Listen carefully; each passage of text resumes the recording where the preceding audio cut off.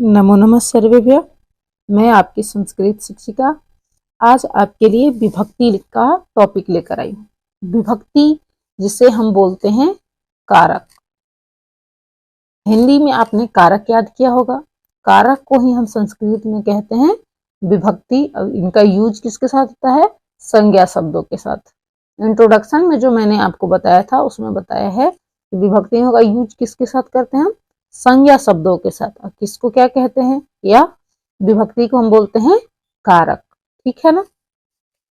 अब देखिए संस्कृत में कितनी विभक्तियां होती हैं, इसको हिंदी में हम क्या कहते हैं, इसके चिन्ह क्या क्या होते हैं, इन सबको मैंने यहाँ लिख रखा है ताकि आपको इसको समझने में, इसको पढ़ने में किसी भी प्रकार की कोई कठिनाई ना हो, जिससे आप प्रॉपर तरीके से इन सभी बातों को अच्छे से समझ सकते हैं। अब देखिए संस्कृत में जो शब्द आता है उसको कहते हैं हम विभक्ति। इसी को हिंदी में हम कहते हैं कारक। संस्कृत का या हिंदी का दोनों के ही विभक्तियों का या कारक का चिन्ह होता है सेम।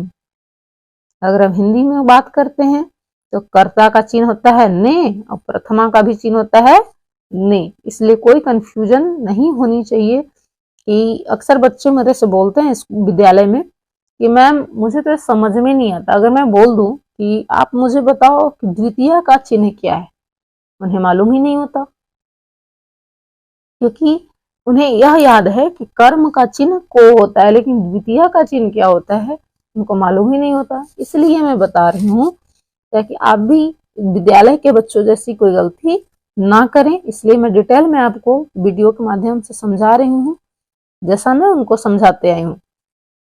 प्रथमा विभक्ति यानी कि कर्ता कारक। कर्ता को ही हम संस्कृत में कहते हैं प्रथमा, और इन दोनों का चिन्ह क्या है? ने।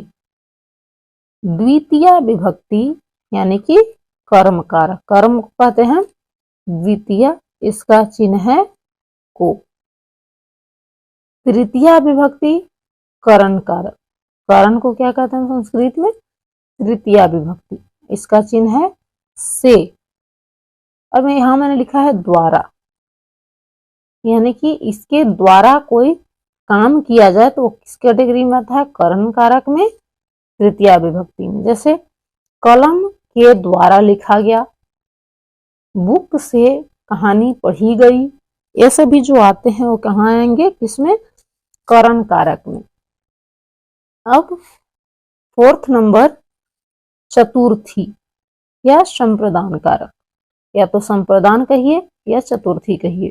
संस्कृत में हम चतुर्थी बोलेंगे और हिंदी में हम संप्रदान बोलेंगे। अब इसका चिन्ह है को के लिए। एक पहला को और दूसरा के लिए, किसी को कुछ देने के लिए। तो अगर किसी को हम दान देते हैं या किसी को कोई भी सामग्री देते हैं तो उसका क्या किसके साथ यूज होगा? संप्रदान कारक। इसलिए मैंने यहाँ लिखा है को के लिए, किसी को कुछ देने के लिए। अब पंचमी यानी कि पांचवें नंबर का, इसको हम क्या कहेंगे? पंचमी को हिंदी में अपादान, और अपादान को ही हम बोलते हैं पंचमी विभक्ति। इसका चिन्ह है से। मैंने यहाँ लिखा अलग होने के लिए। अलग होने का क्या अर्थ है? या हम किसी से अगर दूर होते हैं या किसी को आघात पहुंचाते हैं, यानी कि किसी को कुछ दुख होता है उससे, तो क्या होगा? वह अपादान कारक। जैसे कल मैं घर से कहीं भी गया था, अगर कुछ भी, आप विद्यालय गया था, मार्केट गया था, कुछ भी लगा सकते हैं। घर से मैं अगर बाजार जाऊंगी तो घर से तो दूर होंगी ना। बस से मैं कहीं यात्रा के लिए गई थी, तो जब यात्रा के लिए मैं बस से गई तो माध्यम कौन, मतलब जाने का काम अगर हुआ, ऐसे दो सेंटेंस हो गया। तो द्वारा, यहाँ भी से, बस से गई, घर से गई, दो पॉइंट्स हैं यहाँ। अगर जाने का माध्यम कौन बना? से द्वारा, यानी कि करण कारक। लेकिन अगर घर से दूर गई तो कौन सा से का यूज हुआ? अलग होने के संबंध में। इसलिए इन दो से का अर्थ आप अच्छे से समझेंगे। अगर कोई माध्यम बन रहा है तो करण का से, अगर हम अलग हो रहे हैं किसी चीज से तो अपादान का से। फिर आता है हमारा षष्ठी विभक्ति यानी कि संबंध कारक।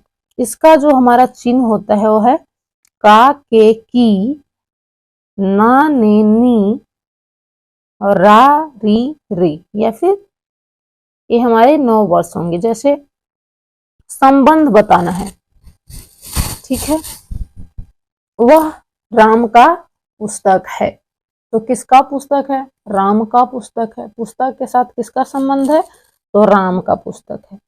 हमारा, हमारी वाले जो शब्द आते हैं जिसमें यह हमारा घर है, रा आया लास्ट में, ऐसे शब्द जो बनते हैं वो क्या होंगे? सेंटेंसेस में यूज होता है षष्ठी विभक्ति का। इसलिए मैं बता रही थी, पिछले वीडियो में मैंने बताया था कि इनका यूज किसके साथ होता है? विभक्तियों का संज्ञा शब्दों के साथ। जो भी शब्द आएंगे, घर, बस, पुस्तक इत्यादि जो भी शब्द हैं वो सभी क्या होंगे? संज्ञा के शब्द हैं। अब है सप्तमी विभक्ति, अधिकरण कारक। अधिकरण होता है आधार को बोलते हैं, कोई बेस हो उसको रखने का। तो मे इसका है, मे एक होता है पै पर, इसका 3 फॉर्मूला होता है, मे पै पर। इसका चिन्ह क्यों? पेड़ पर कुछ है, पीढ़ियां है बता सकते हैं। घर में कुछ है उसके लिए बता सकते हैं। कहीं पर कुछ है उसके लिए हम किसका यूज करते हैं? सप्तमी विभक्ति का बताते हैं। और लास्ट है संबोधन। संबोधन का हिंदी और संस्कृत दोनों ही सेम है। अब इसका चिन्ह है हे, भो, अरे, अजी, ठीक है।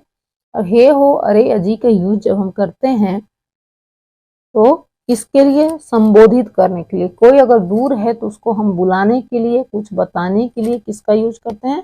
संबोधित करते हैं कि अरे यह काम करो, अजी यह काम कीजिए। ऐसा शब्द जो हम यूज करते हैं रिस्पेक्टेड वर्ड किसी को कहने या बुलाने के लिए, तो क्या होता है? संबोधन कारक। ठीक है, इतना आप समझ गए होंगे। अब देखिए, हिंदी के जो कारक होते हैं उनकी संख्या होती है 8। 1, 2, 3, 4, 5, 6, 7 और एक 8, ठीक है। अब विभक्तियों की संख्या भी सेम है, लेकिन संस्कृत ग्रामर में विभक्तियों की संख्या 6 होती है। यानी कि यहाँ पर लिख तो हम लेते हैं 8, इसको यूज करते हैं 8, लेकिन संस्कृत ग्रामर में अगर आपसे कोई पूछे कि विभक्तियों की संख्या कितनी होती है तो आपको बताना है कि विभक्तियों की संख्या 6 होती है। 1, 2, 3, 4, 5 और 6। षष्ठी विभक्ति और संबोधन, इन दोनों का यूज संस्कृत ग्रामर में विभक्तियों में नहीं किया जाता,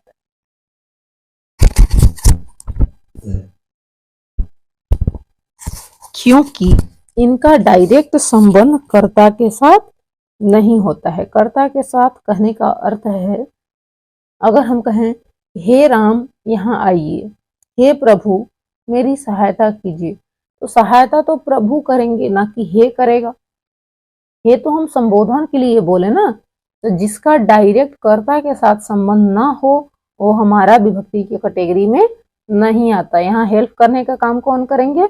ईश्वर करेंगे, ना कि हे करेगा। इसलिए संबोधन का भी डायरेक्ट संबंध कर्ता के साथ यानी कि प्रथमा विभक्ति के साथ नहीं होता। अब एक हम एग्जाम्पल लेते हैं षष्ठी का। जैसे हम एक एग्जाम्पल लेते हैं, मेरे घर का रंग लाल है। घर का रंग लाल है, ना कि मेरा रंग लाल है। मैंने एग्जाम्पल दिया कि मेरे घर का रंग जो कलर है वो कैसा है? रेड है। तो यहाँ पर कलर किसका रेड है? घर का या मेरा? कर्ता कौन है? मैं हूं। हाँ, तो इसलिए कर्ता के साथ तो डायरेक्ट संबंध नहीं हुआ। संबंध किसका है? घर का लाल होने से, ना कि मेरा लाल होने से। इसलिए षष्ठी का और संबोधन का, इन दोनों का यूज डायरेक्ट हमारा प्रथमा से नहीं होता, इसलिए इन दोनों को विभक्तियों की कैटेगरी में नहीं रखा जाता है। मैं उम्मीद करती हूँ विभक्ति आपको प्रॉपर तरीके से समझ में आया होगा। इसके बारे में अगर और कुछ विशेष जानकारी चाहे, मतलब आपको अगर चाहिए हो या कुछ अगर समझ में नहीं आया हो तो आप मुझे कमेंट बॉक्स में बताएंगे। मैं कोशिश करूंगी कि आपको अच्छे से जो भी हो, संस्कृत ग्रामर की बातें हो, जो भी टॉपिक्स हो, उसके बारे में आपको अच्छे से समझ में आ जाए। मिलते हैं नेक्स्ट वीडियो में, तब तक के लिए धन्यवाद।